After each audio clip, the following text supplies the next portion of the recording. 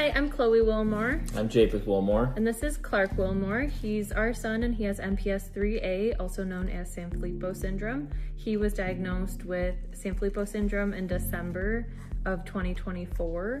So just kind of going into how we got the diagnosis, we first noticed that he had a slight speech delay as he was growing up, which kind of always got brushed off. But then there were a few things that just kept coming up as concerns, like he would fall a lot, he was very pigeon-toed, he had a rounding in his back, and due to insurance reasons, he had to get switched to a different pediatrician. So when I brought these concerns up to that pediatrician, they sent for genetic testing because they said like, oh, this could either be all separate or due to one reason. So while we were waiting for the genetic testing, we got seen by an orthopedic surgeon who checked out his back. Those results came back and said could be MPS type 1 or type 2.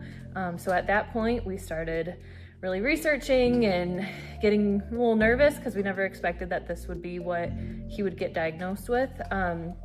So we then were waiting for the genetic results. We got the genetic results back that he had MPS 3A, Sanfilippo syndrome. And we got these results basically just online. It said positive. So we left work. It was a crazy, crazy time.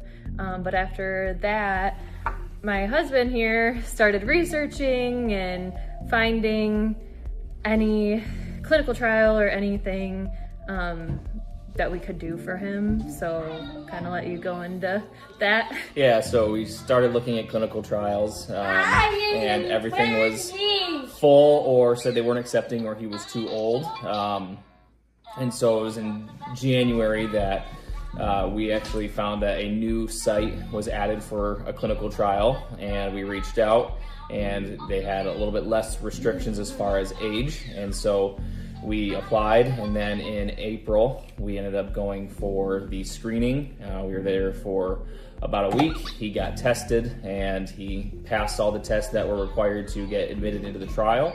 And since then, we have been in the trial since May is when he had his surgery. He had a port implanted, and we go every other week and he gets his treatment. And so since he's been on that, we've seen a lot of positives. He hasn't regressed any that we would expect typically with Sanfilippo. He physically has a lot of improvements. His large belly from his enlarged liver has gone down. He had hearing loss that was found during the screening of the trial, and at one of his updates, they found that the hearing loss had completely gone. They told us initially he needed hearing aids, and then now they said he no longer needs them, and he's happy and healthy, and he's doing well. So I feel very positive that the trial and the treatment is working, and gives us a lot of hope that he will continue to grow and progress. And